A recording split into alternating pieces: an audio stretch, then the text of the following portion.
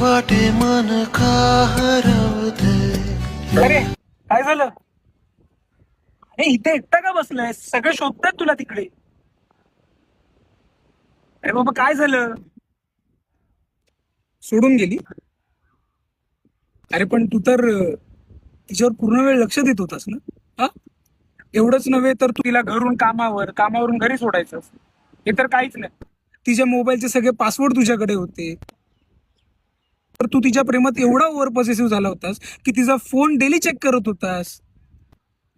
Mobile check करण्याच्या नादात तिचं मन चेक करायचं राहून गेलं रे. है प्रेम की यातना.